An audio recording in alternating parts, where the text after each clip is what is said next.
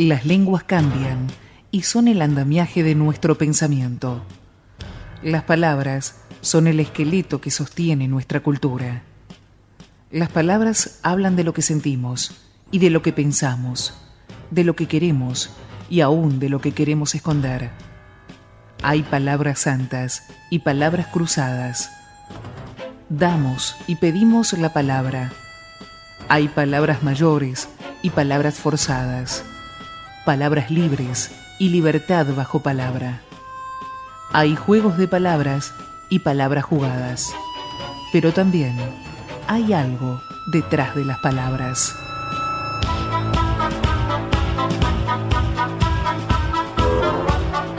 Detrás de las palabras. El programa de Ricardo Alfonsín, junto a Pablo Galeano, Juan Pablo Zaneta y Javier Roncero.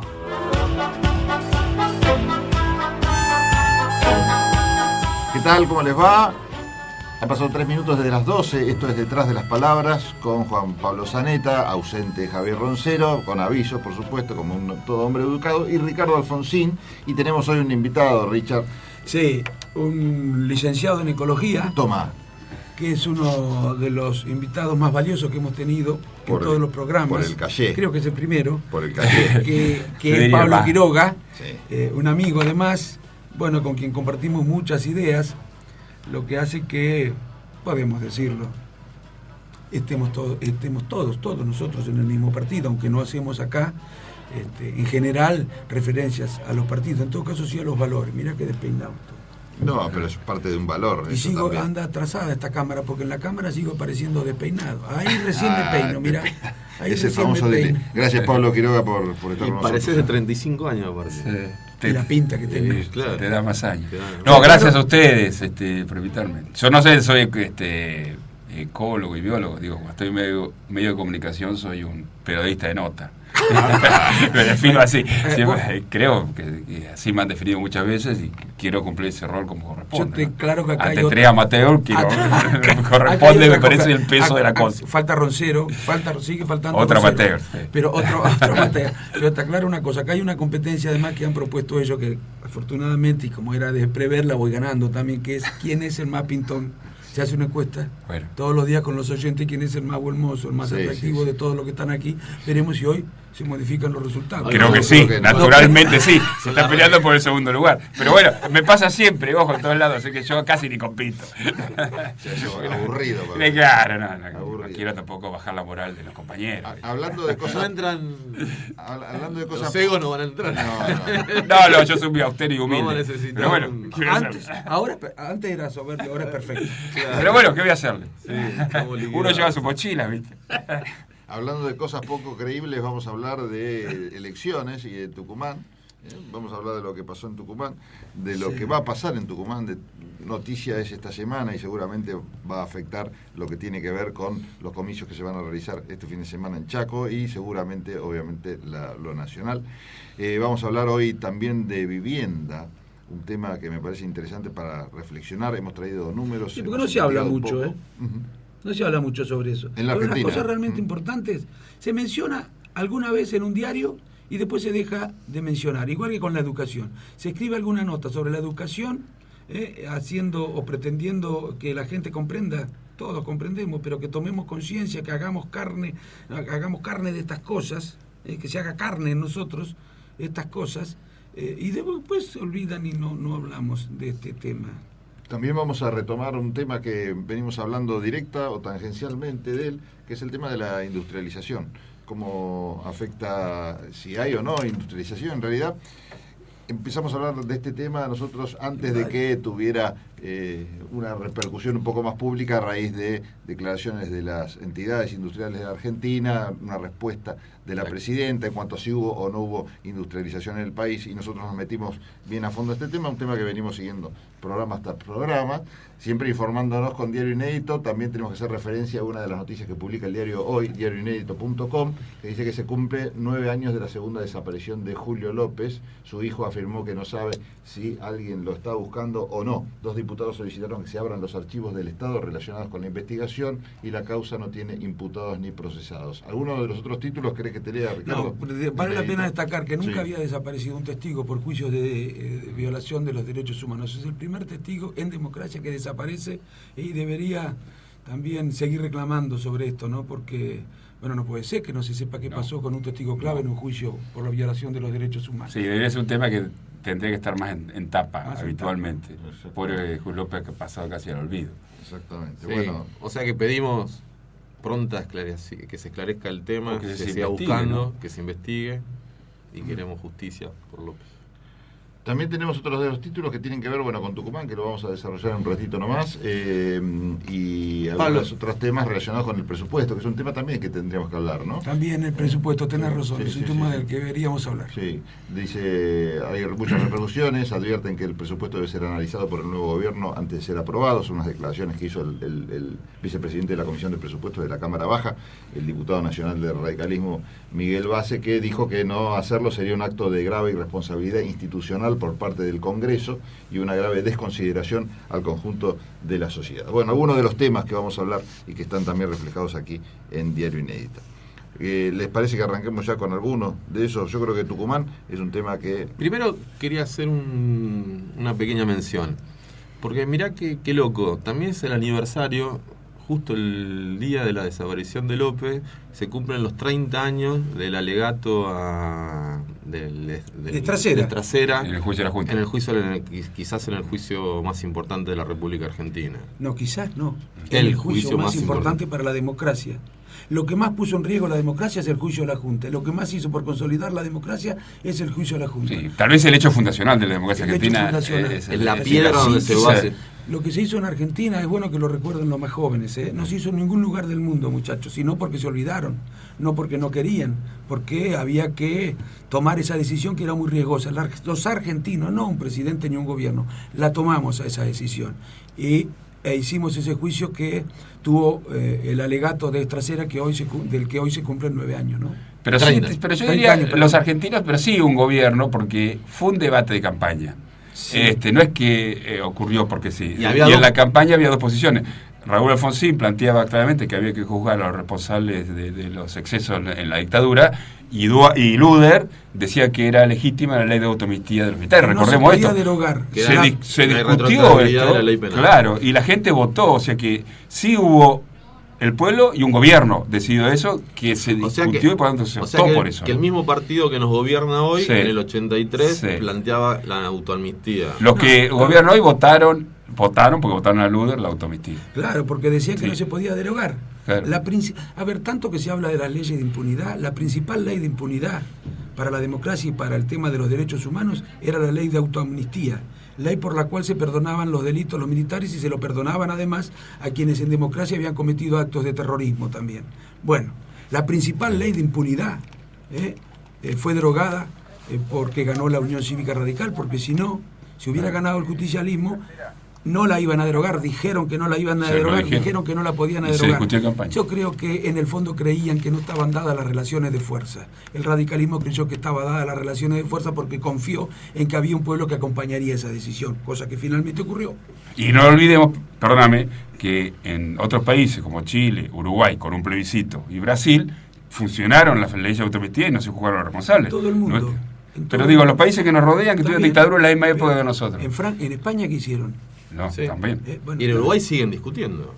Sí, y tuvieron un plebiscito ellos y la Tuvieron gente votó dos para que plebiscitos. no se jugase. Pero ahí las leyes de autoamnistía quedaron vigentes, o sea que en dictaduras contemporáneas con la nuestra, ¿no? Y en Chile están empezando a discutir hace poquito. Hace Digo, poco. Pinochet fue senador hasta que se murió. Sí, sí, sí. Por eso es gracioso que el oficialismo, que decía que no se podía hacer nada, nos diga a nosotros que hicimos aquella transición que hizo lo que nunca se había hecho en el mundo, por supuesto nunca en la Argentina, que se hizo poco. Es de una impostura, que debería indignarnos. Pero bueno, Pero los más, argentinos no recordemos nos- otra cosa, perdóname, porque cuando se hizo el juicio de la Junta, quienes habían sido coroneles en los momentos más complicados eran generales en actividad. todos los que habían participado estaban prácticamente en actividad y las Fuerzas Armadas Estaban tuvieron un en factor los de cuarteles. poder, con medios de comunicación que lo respondían, con con factores grupos económicos. económicos, países. Las Fuerzas Armadas de hoy son fuerzas adaptada al sistema democrático que acompañan a un gobierno con una debilidad política total, como debe ser, pero no era el caso del año 84-85. Es otra diferencia notable. Cuando iba la gente de la CONADEP a entrevistar en los cuarteles, lo recibían los El tipos, investigado. el investigado, Y así- que obviamente amenazaba, estaba armado. Y así todo ese juicio se hizo sin que hubiese sido, sin que hayamos tenido un problema con un solo testigo. Ninguno de No. los que testificó ahí Por supuesto. terminó desapareciendo. No. Y hace 9 años, cuando todas estas cosas no pasaban, Sí. en un juicio desapareció López. Tengo un pequeño recuerdo de ese momento. A ver si Señores jueces, quiero renunciar expresamente a toda pretensión de originalidad para cerrar esta requisitoria. Quiero utilizar una frase que no me pertenece, porque pertenece ya a todo el pueblo argentino. Señores jueces, nunca más. Silencio en la sala. Silencio. Hay una anécdota muy interesante que yo no sé por qué no es más conocida, porque realmente tiene un impacto político muy, muy grande. Ricardo me va a ayudar con los nombres propios de quienes eran los que le recomendaban a Alfonsín, primeros mandatarios del mundo, parar la mano, ¿no? Claro. Como que se le estaba yendo la mano, estaba yendo demasiado lejos con esto de investigar a los militares. Exactamente, desde todas las corrientes de pensamiento, digamos, gobiernos de distintas ideologías o presiones políticas. Sí, sí, sí, sí. Por ejemplo, Pertini, finícela, presidente, le decía. El propio Fidel Castro. recomendaba que tuviera mucho cuidado, porque decía él, pueden tirar la soga demasiado, se corta, y si se corta la soga democrática en Argentina, se corta en toda la región, porque en la región estaban entonces toda gobernada por militares. Sí, El gobierno de Alfonsín... Fue el que desata la caída, sobre todo de Uruguay, de Brasil y lo de Chile. Bueno, hizo varias cosas para que pudiera democratizarse toda la región.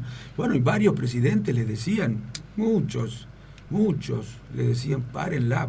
Hubo más comprensión de parte de Fidel o de presidentes europeos respecto de la gesta que se estaba llevando adelante que la oposición en la Argentina. La oposición, que además no quería hacer nada, ¿no? Ahora dice que se hizo poco cuando hicimos lo que no se hizo nunca en el mundo, nunca. Al terminar el mandato de Alfonsín creo que había como 200 oficiales. Sí. Por eso, y yo, sin querer meter la daga con el justicialismo, pero este tema sí ha sido muy coherente, porque la posición de Luder, porque ¿qué hizo el justicialismo? Durante la campaña del 83 dijo autoamnistía, no se puede cambiar. El radicalismo es lo contrario. El radicalismo juzgó, condenó. Luego vino los conflictos, tuvimos la violencia de vida, el punto final y demás. El peronismo duro contra eso, condenando. Final de las elecciones, gana el peronismo, amnistía. Sí. Esos 200 oficiales, como decía, que estaban presos, que era lo más Los importante, el peronismo llega al gobierno, inmediatamente amnistía. Sí, pero hay que pueden creer que era ¿Cómo? Menem nomás. No, porque a ver si creen, y lo digo con respeto, a ver si creen los más jóvenes que la vida política de los Kirchner, por ejemplo, o de Aníbal Fernández, o de principales dirigentes del Frente para la Victoria empezó en el 2003. No, por supuesto que empezó no. en 1983 y Claro. antes, algunos Sí, antes, sí, con la sí. AAA, pero en 1983. ¿Y qué hicieron en ese tiempo con relación a los juicios militares? Nada. Acompañaron los indultos. Todos. ¿Se acuerdan ustedes el discurso de Menem anunciando el indulto a la Junta? Fue un acto lleno de gente y aplaudido. Y aplaudido, Fue en cadena, sí, diciendo sí, es una sí, concesión. sí. Pero el aplaudido por quién, porque bueno, Por a veces todo. la sociedad no, pero Sí. por el peronismo. Pero sí, claro. Por los Por dirigentes. Por mucha O sea, gente que hoy deben ser ministros, subsecretarios. Fue coherente con la posición de Luder, quiere decir que en situaciones complicadas, luego ya después Si te subo la apuesta, A ver, ¿quién ordena al ejército con...? bueno, el Perdón. 75 Luder. Antes. Sí, Antes, sí. eso... ¿Quién nombra comandante en jefe del ejército a Videla? Sí, por ¿Quién supuesto. le pone al Sí, ejército, quién le saca la fuerza de seguridad y le pone a las fuerzas armadas Mm. la misión de combatir al terrorismo? Digo, me parece que hay una coherencia ahí durante a lo largo de los años del peronismo. Y la AAA, AAA, que fue el precedente de la represión paramilitar. Claro. La AAA, por supuesto. terrible, y en democracia, ¿no? Ustedes saben que yo un día lo acompañé a Luis Brandoni a declarar a un juzgado en la capital federal que está investigando las 3A.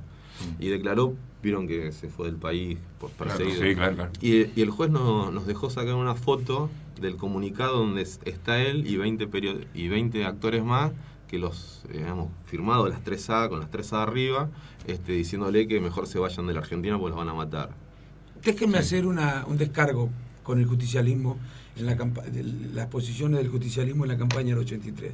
Yo creo que la propuesta del justicialismo, no querer derogar la ley de autoamnistía, no era una claudicación. Déjenme creer eso, por lo menos. No era un acuerdo con los militares porque habían claudicado. Ellos creían que no estaba dada la relación de fuerza, pero no podían decir, no está dada la relación de fuerza, tenemos que aprobar una ley que sabemos que es nula. Entonces utilizaron un argumento jurídico que es el que tiene que ver con el principio de irretroactividad de la ley. Que no puede ir para atrás. Entonces, por razones jurídicas, no iban a juzgar a los militares. En el fondo, lo que creían que la democracia no tenía fuerza para juzgar a los militares. El pueblo argentino, acompañando a aquel gobierno que decidió juzgarlo, le demostró a los justicialistas que estaban equivocados. Ahora, ¿qué hicieron después? Para no pagar costos, sobreactuaron, se hicieron los que siempre habían... Y luego, pero la amnistía de Menem, ya cuando no Ya, ocurría eso, es coherente con el pensamiento del 83, digámoslo. Y lo que viene luego con el kirchnerismo del 2000 es otra película, porque lo decíamos recién, las Fuerzas Armadas habían dejado de ser un factor de poder, no tenían más grupo económico que lo apoyaran, no había medios de prensa, eran un grupo ya sin ningún tipo de poder real en la Argentina. Exacto. Pero lo que es coherente es lo que del 83 con lo del 90, con el 89. Bueno, otro hito que a mí también en su momento sí fue noticia, ¿se acuerdan ustedes cuando en ese entonces presidente Néstor Kirchner descolgó de la ESMA los cuadros de las principales autoridades militares? ¿No? Fue un acto simbólico, y en ese acto, en el discurso, Néstor Kirchner dijo que nunca se había hecho nada por este tema. Que el Estado nunca había hecho nada. Que el Estado nunca había hecho nada, ¿no? Olvidándose el pequeño detalle. El Estado, dijo. El Estado, en 20 años, ni en 25 años. El Estado en 20 años de democracia no hizo nada. Olvidando todo esto que nosotros estamos recordando y que toda la gente sabe, aparte. Lo que pasa es que los justicialistas suelen confundir Estado con gobierno, partido con Estado. Entonces, como ellos no habían hecho nada hace 20 años, decían que el Estado no había hecho. ¿Qué había dicho? Recordá eso, porque es importante lo que va a decir, ya me imagino. Y había dicho eso, que no se había hecho absolutamente nada. Que era absolutamente falso, ¿no? Ahora, ¿no? ¿cómo alguien puede decir algo sabiendo que es absolutamente falso? Es otra cosa que deberíamos discutir un día, ¿no? Y bueno, tratando de remediar esto, el expresidente Kirchner llamó por teléfono al expresidente Alfonsín y dijo que se había equivocado. Sí. Pidió disculpas. Estas disculpas fueron pedidas en privado. Por teléfono. Cuando el gran anuncio fue hecho público. Eso se tendría que saber más. Y a eso los que hacemos política lo conocemos bien, les cuento. En las asambleas, en las que, por lo menos en las del radicalismo, que son muy democráticas, todo el mundo pide la palabra y a todo el mundo se le da, a veces algunos de los que están en la asamblea dicen cosas muy duras. Incluso, como Néstor Kirchner, sabiendo que no son ciertas, a veces dicen cosas también. Que saben que no son ciertas. Eso sí, duras y a veces agresivas. Eso sí, cuando termina la asamblea, vienen y te dicen por ahí, che, disculpame, se me pasó, la verdad que estaba un poco enojado. Pero siempre en privado. Ya conocemos eso de ofender en público y pedir disculpas en privado. Eso, por favor, es de manual. Eso en lugar de reparar el error, lo hace más grave todavía. Sí, parece más evidente que no hubo un error. Sí.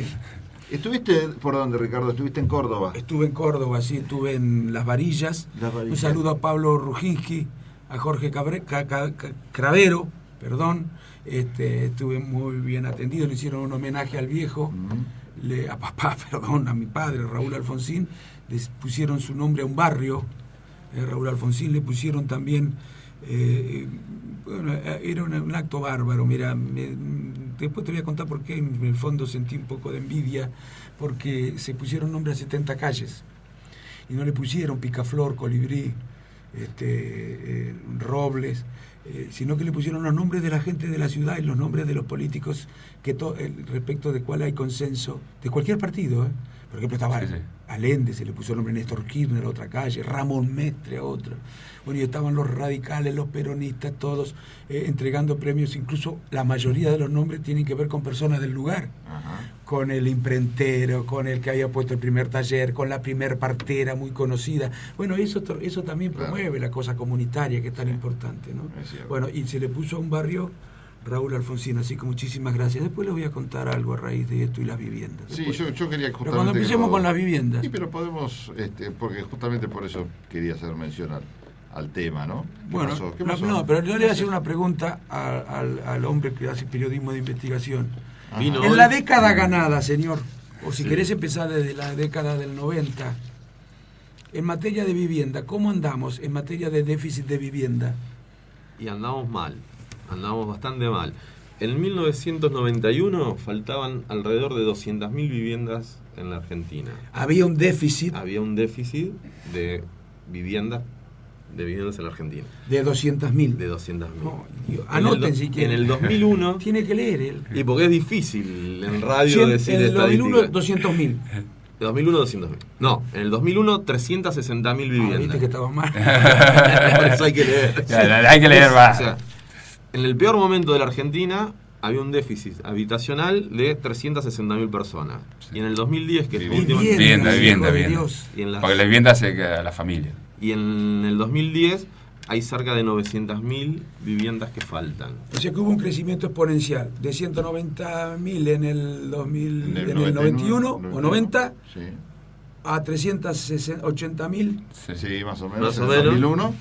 y Ya, a los 900.000 en el 2010. O sea, Del 2001 al 2010 hay un se 140% produjo el de mismo, aumento. se produjo la misma proporción, se triplicó, digamos. Casi. Lo que demuestra que en materia política de vivienda, la acción del Estado fue igual. Ahora, En los ¿Cuánto 90, ¿Cuánto aumentó la población? Un Claro. 10%. Así que no tiene. ¿Y cuánto aumentó el déficit? El 140%.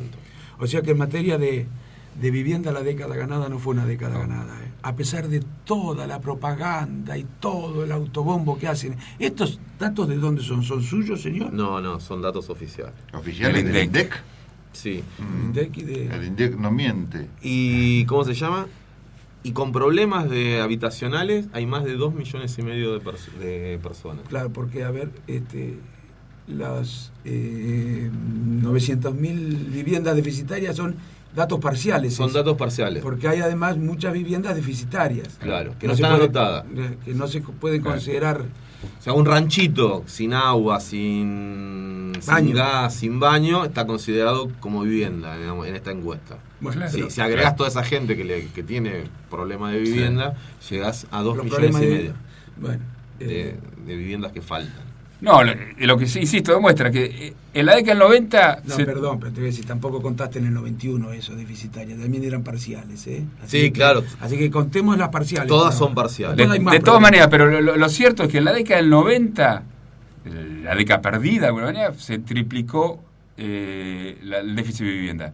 Y en la década ganada se triplicó, o sea que la acción del Estado fue igual, de Exacto. deficitaria en una que en otra. No cambió absolutamente nada. Nada más Se y mantuvo la dinámica del déficit que tenemos nosotros en relación a habitantes-vivienda. Pero no hubo ninguna política que cambiase esto es lo que demuestra. Nada más y nada menos que en una cuestión como la vivienda, porque no estamos hablando de motonetas, ¿eh? Sí, Estamos sí. hablando de viviendas. Se Pero bueno. mantuvo la misma dinámica de la falta de una acción real del Estado en planificar inversión en materia de vivienda definido por regiones, por necesidades y demás. O sea, hubo una falta de presencia del Estado, claramente, Mire, contra lo que se dice, ¿no? Les cuento lo que me pasó, les voy a contar lo que cuando estuve en Las Varillas. La experiencia de Las Varillas es extraordinaria. Ustedes saben que a mí me gusta recoger experiencias innovadoras de los municipios para ver si las podemos trasladar a estos municipios. Ahí le pedí ahora al intendente, Juan Pablo Rujinski, que me mande todas las ordenanzas para poder saber cómo funciona ese sistema. ¿Saben cuántas viviendas hizo? Voy a contar los últimos 2 años nada más, ¿no? Porque hubo otras comunas anteriores radicales que aplicaron este mismo sistema que habían hecho más. Pero les voy a contar. Pablo ¿De asume una ciudad de cuántos habitantes para tener una idea? 19.000 habitantes Bien. tiene Las Varillas. 19.000 habitantes, una ciudad de Córdoba. O sea, que es una ciudad de Conocida. 5.000 viviendas más o menos. Exacto. Bueno, ¿saben cuántas viviendas hizo en las 2 gestiones de él en 8 años? ¿Cuánto? Sin plata de la nación y sin plata de la provincia. Ustedes van a decir, ¿de dónde? Bueno, Claro, ahora. muy bien. Ahora les voy a decir cómo. ¿Saben cuántas viviendas hizo en esos 2 gestiones, 8 años? 800 viviendas. 800 y ahora están viviendas. haciendo 100, hacen más o menos 100 por año. ¿A través de qué sistema? No pone la plata la nación ni pone la plata la provincia. Tampoco la pone el municipio. Ajá. Es un plan de ahorro. Es extraordinario. Hay que merecer mucha confianza de la ciudadanía para que la gente confíe en la administración. Porque pone el dinero mucho antes que te adjudiquen la casa.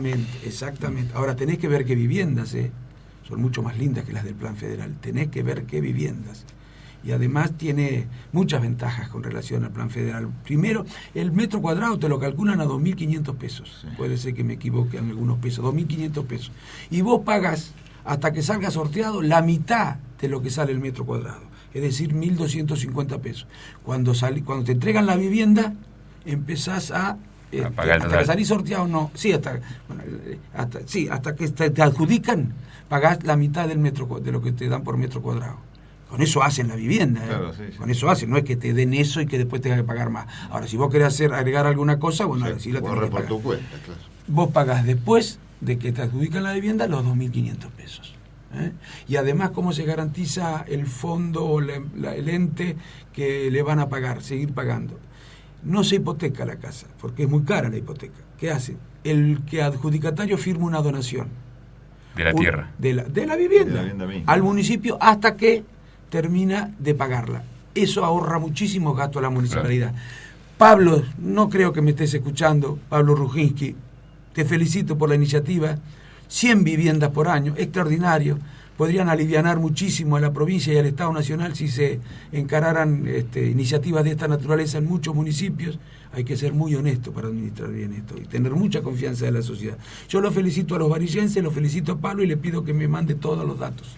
Y nosotros le mandamos entonces como un reconocimiento también, un tema musical elegido por Juan Pillaneta. No lo voy a elegir yo. No, este lo elegí a él, me parece. No, digamos que lo elegiste vos. Bueno, si lo elegí yo, lo elegí ahí yo. está, Bueno, pero ¿de quién es? Pero ¿De quién es? Ah, no lo sé si lo eligió usted. Primero lo hacemos pasar y después lo contamos. Ah, muy bien. Zafó. My mama done told me when I was in pigtails. My mama Detrás de las palabras. told me so. Man's gonna sit up, give you the big eye. But when the sweet talk kids die, the man is two-faced, a worrisome thing will leave you singing the blues in the night. No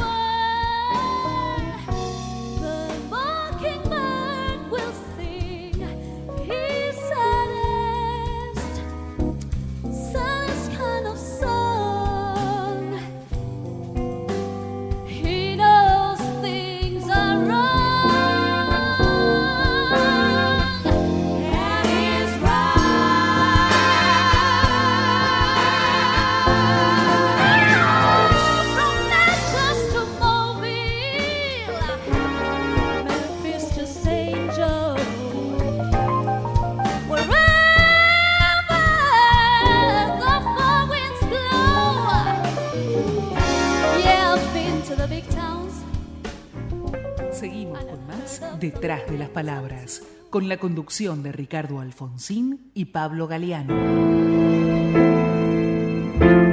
Bueno, terminamos de escuchar a Lucía Alfonsín, estamos al aire, extraordinaria estoy voz. distraído hoy. Es una grabación casera, ¿no, Ricardo? Por supuesto, lo deberías saber. Si vos has elegido el tema, no me tendrías que poner a mí, Pablito, muy atinadamente, para que yo no sea el que pone un disco de una canción de mi hija. No, el disco que le pidió a vos. El disco lo elegí yo, lo que yo te estaba preguntando si sabía cómo lo había grabado. Todo el mundo se dio cuenta Sí. que lo había elegido yo, pero Sí. Pablito, para que Todos saben que sos un padre baboso. ¿Cuál Bueno, es el se lo problema? puse- Está muy no, bien, entonces, habla bien de vos. Pablo habla dice, mal. para zafarme a mí, Pablo dice, le ponelo vos. Ni decís quién canta No. y me preguntás a mí algo que vos ya sabés, que es una grabación con internet casera. Mirá vos, qué por bueno. supuesto. ¿Quién Es lo hubiese artesanal. dicho con la calidad que salió? ¿Viste? No, sale muy bien. La verdad que cuando en serio cuando comentabas vos, Richard, que era grabado casero. Caseramente es que vos, por ejemplo, ¿Con estás la- tocando ya el saxo. No, yo todo toco el eso, saxo. ¿no? El saxo. ¿Sí? No vas a. No.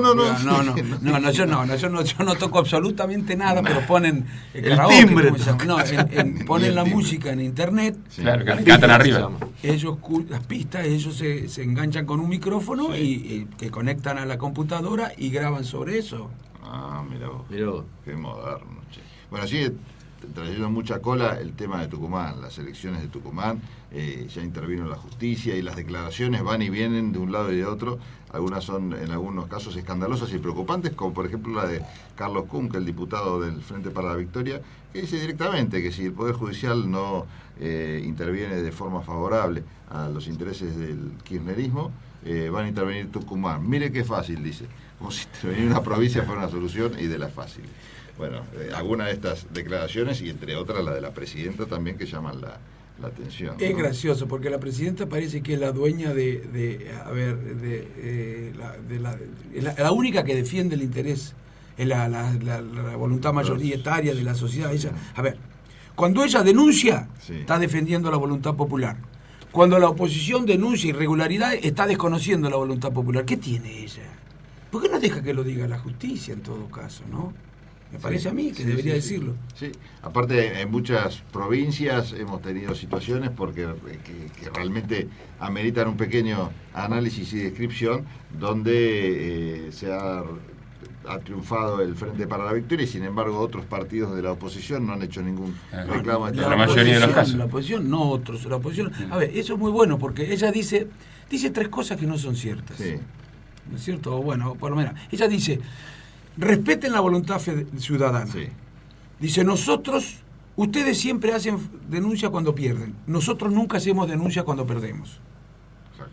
Ninguna de las tres cosas son ciertas. En primer lugar, lo que está haciendo precisamente la oposición y gran parte de los tucumanos y de los argentinos es respetar la voluntad ciudadana. Claro, por eso la denuncia. Por eso de que no ha sido quieren respetada.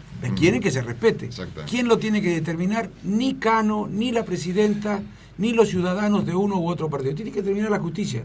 ¿Funcionará bien la justicia? Esperemos. Bueno, vamos a ver qué es lo que pasa. Tenemos que estar muy atentos a que no haya interferencia. Otra cosa que dice la presidenta, ustedes siempre denuncian Fraude cuando pierden. ¿cuántas elecciones generales? No las PASO, porque ahí no se elige gobernador ni intendente. En las PASO se elige candidato a gobernador. ¿Cuántas elecciones generales que ya eligieron gobernador o intendente hubo en el país? 7, 8. 7, 8 o 9. 9. Bueno. De las que el Frente a la Victoria perdió en solamente Mendoza y Santa Fe.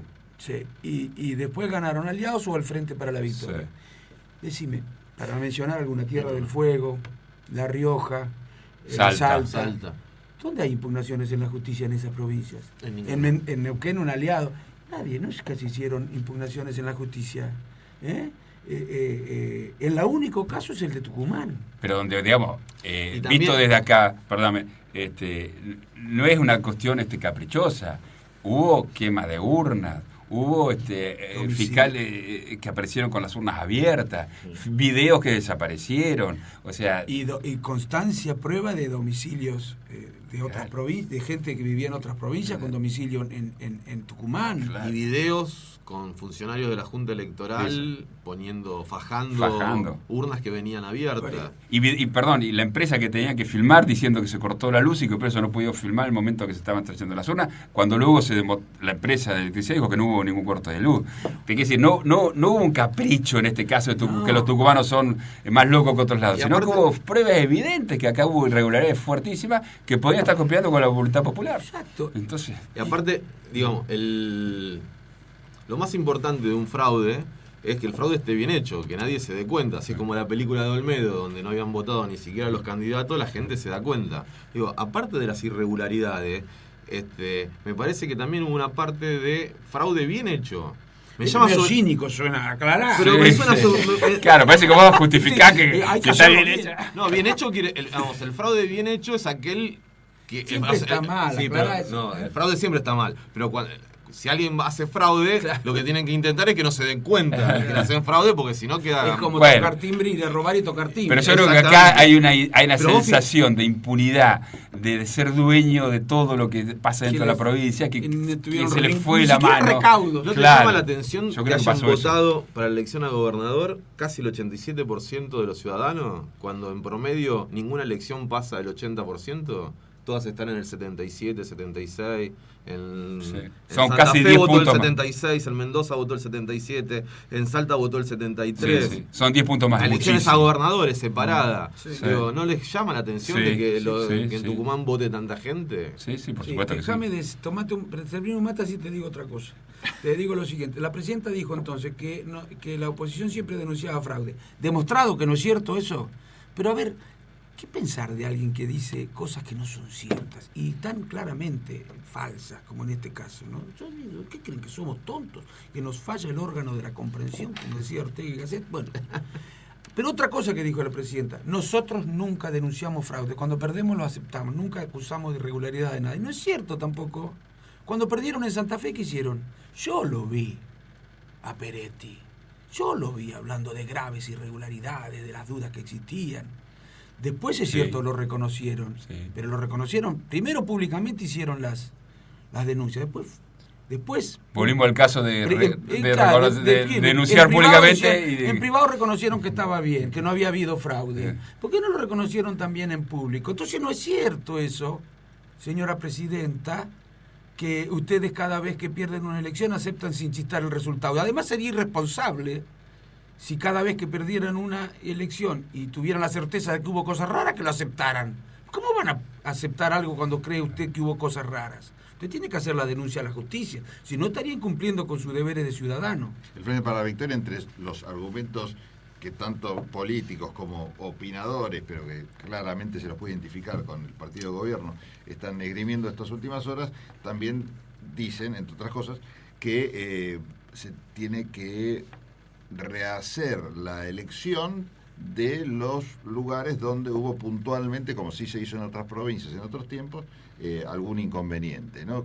Ahora, si uno repasa dónde hubo inconvenientes, que es lo que me decías vos, Juan Pablo, mientras hacíamos la producción, ahí es donde entra toda la provincia. Toda la provincia. El único lugar donde no hubo inconveniente fue en la capital, la capital de la ciudad, donde ganó ampliamente Cano, y nadie puso en duda ese triunfo de Cano. El resto, donde la elección cambió, es donde en todos lados hubo inconvenientes. En todos lugares, sobre todo, donde ganaba el candidato del Frente de la Victoria, donde hubo irregularidades. Le voy a dar un dato que no sea, yo no lo he visto considerado en los diarios. Sí. No es solamente la oposición la que viene denunciando fraude. Hubo interna en el oficialismo. Sí, claro. Los oficialistas también denuncian fraude. Los que son del Frente para la Victoria, pero que competían entre ellos también denuncian fraude. No lo harán públicamente, pero yo no soy un tipo que diga una cosa por decirla.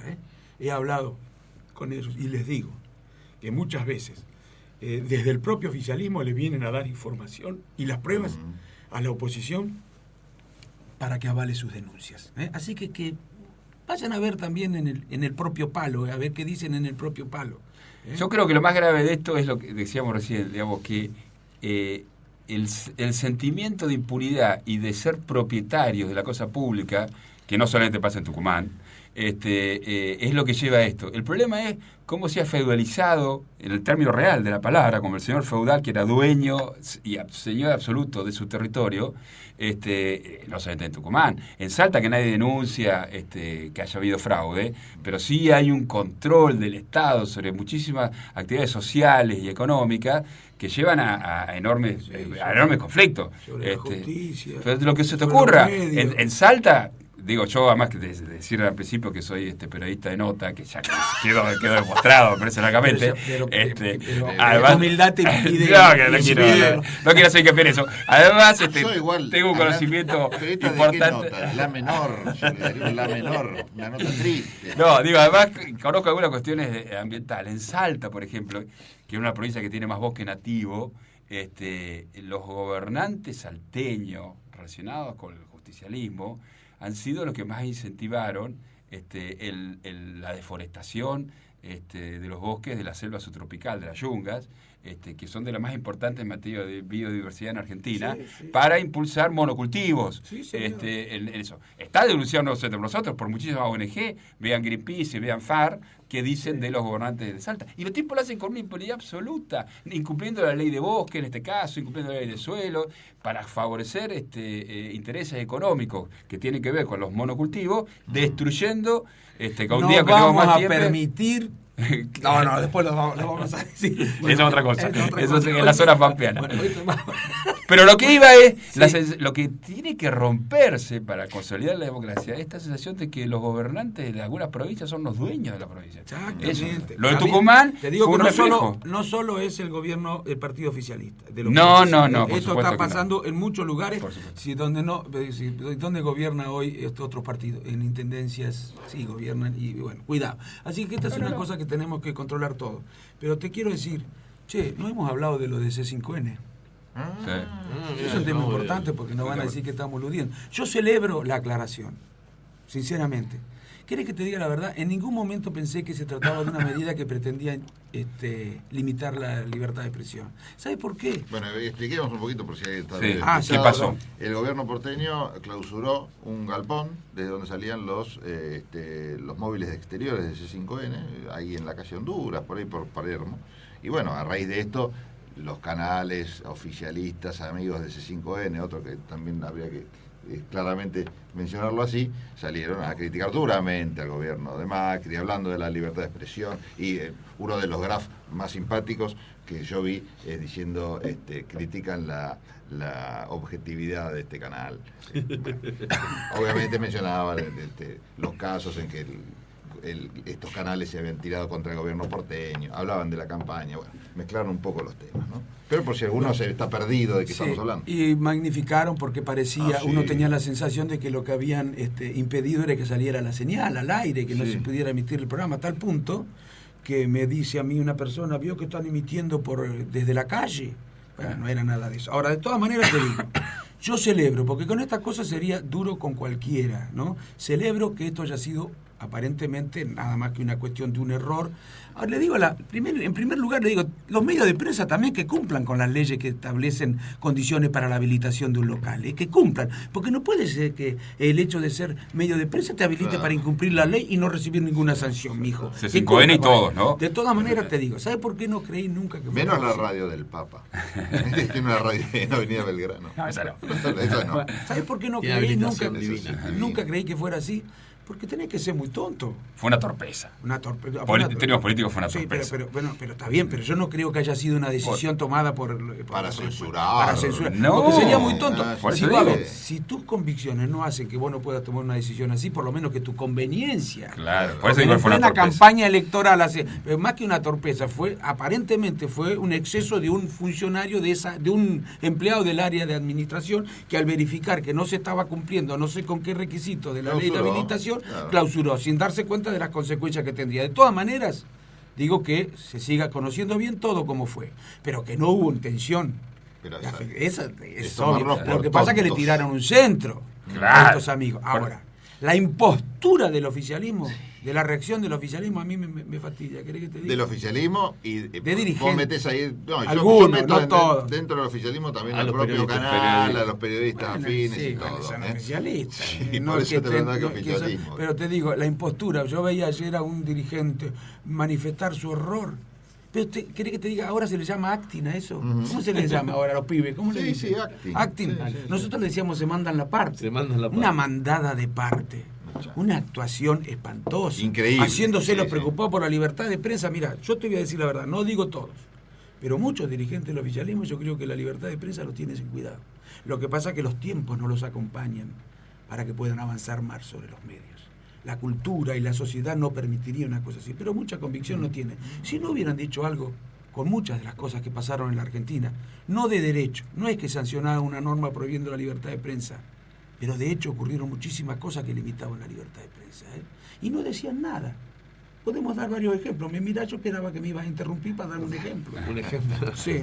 Por ejemplo, lo de Bueno, Moyano. Lo de Moyano, Cuando era amigo. Cuando era amigo del gobierno, era oficialista, Claro. y bloqueaba la salida de los diarios opositores. Es una pequeña diferencia, ¿no? Sí, porque no es que no salía.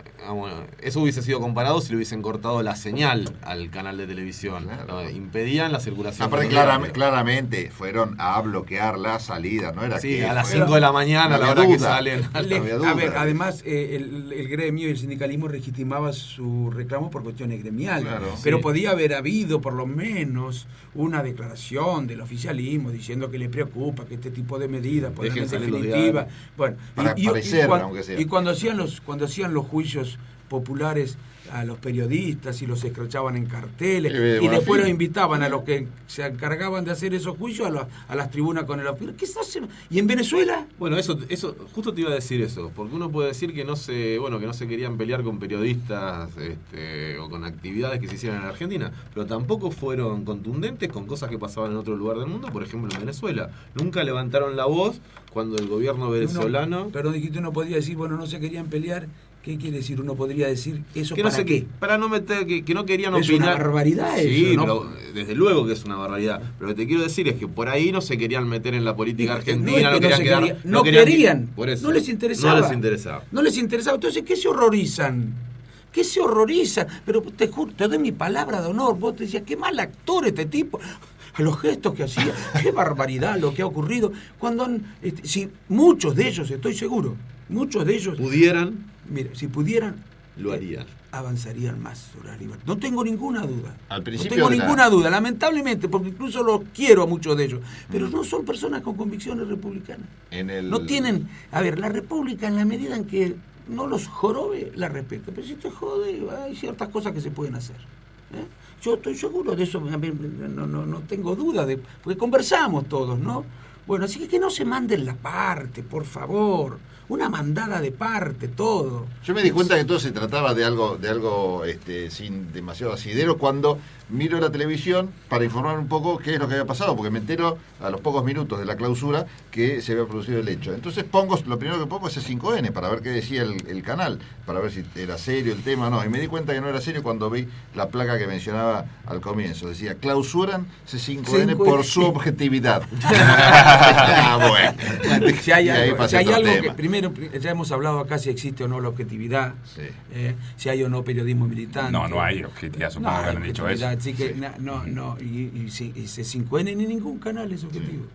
En No, todo es que no caso, existe la objetividad, no existe. es nada, Vos siempre hablás está dando una vos sos opinión. objetivo, ¿en qué sentido? El puede tema es si ser sos honesto objetivo? intelectualmente, Si eso es lo sos que vos- honesto lo que tenés que intelectualmente, sos juzgar. objetivo. Si vos no jugás con doble vara, si vos criticás, nosotros hubiéramos criticado severamente cualquiera interrupción y limitación a la libertad de prensa, venga de donde venga. Tenés autoridad moral como Bueno. para decir. Eso no significa que no tenga que haber, bueno, pues es una A discusión ver, más sí. larga, normas que controlen, como todas las actividades de la sociedad, la prensa también. No la controlen para que la limiten, No, sino para que lógico. controlen las limitaciones. Porque también, hay que decirlo, ciertas empresas periodísticas se han ido convirtiendo en fuertes centros de poder Igual económico y de presión social. Es un discurso que, muy peligroso y es preferible a veces ni darse la discusión. Nosotros siempre sí, citamos no, la discusión hay que una- darla. Está bien, hay que dar la discusión, pero no en ese marco de implementar reglas y todo, ¿no? Porque la peor... pero en todo caso, habrá que rediscutir para adelante cuando haya un nuevo gobierno, cómo se aplica o si hay que modificar la ley de medios, es que sea inconstitucional tener una ley de medios. Lo que yo quiero decir es que no podemos tampoco negar el crecimiento del poder social de ciertos medios de comunicación que no responden a una idea periodística, sino a intereses económicos. Y el Estado no puede ser débil ante eso, porque el Estado es el que tiene que garantizar la mejor economía social para todas las cosas. La política no puede ser más débil que un medio de prensa. La política es comunicación, es fundamental la comunicación en democracia. Vos tenés que, para poder tener comportamientos racionales, tenés que estar bien informado. Si no estás bien informado, falta un insumo fundamental para la democracia, no es una cuestión menor.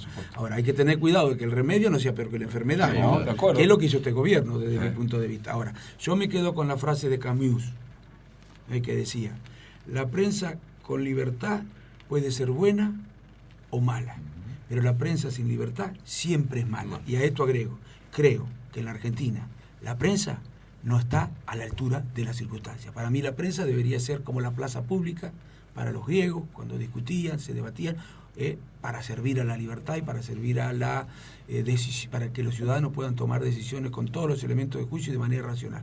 Para mí no está a la altura de las circunstancias la prensa. Pero bueno, esa es mi opinión.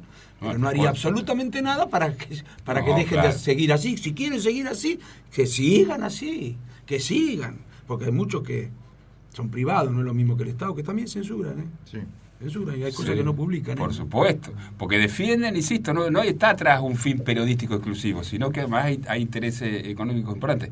Yo creo, en la discusión, en la opinión, por supuesto, personal, que en estos 30 años de avance democrático, la prensa no se ha adaptado como otros actores sociales a estos 30 años de democracia. A veces se critica tanto a los partidos políticos. Sí, el sindicalismo también habría que dar un debate sobre eso. El sindicalismo tampoco. Me parece que en ese sentido también el sindicalismo hay un debate pendiente sobre el sindicalismo, pero a favor del sindicalismo, no en contra del sindicalismo, como quieren hacer algunos, ¿no? Por supuesto. Porque algunos nunca se preocupan por los poderes que tienen las corporaciones de los empresarios. Ahora, de los trabajadores, permanentemente. Eso se preocupan mucho. Y de los partidos políticos, qué barbaridad. No que yo estoy en contra de las reelecciones y definir y demás, pero me da mucha bronca que hay gente, por ejemplo, hablando de medios de prensa, además, que tiene 30, 40, 50, hasta que se mueren, son los dueños mismos de la prensa y pueden mantener una opinión y mantener permanentemente un factor de presión, y al político no va, es que se quiere estar más de 8 años en el poder, qué barbaridad. ¿Por qué? Eso es la diferencia. Otra pregunta. ¿Vos has visto alguna vez críticas a los sindicalistas porque estás en política? No. Ah, ¿no las has visto? Sí. Yo las he visto porque van a los candidatos, son candidatos, no los llaman corporativos. Ahora, cuando van ¿qué le decían a la gente del campo? Que se mete en política. ¿Y por qué tienen distintas varas? O cuando un dirigente de la Unión Industrial es diputado...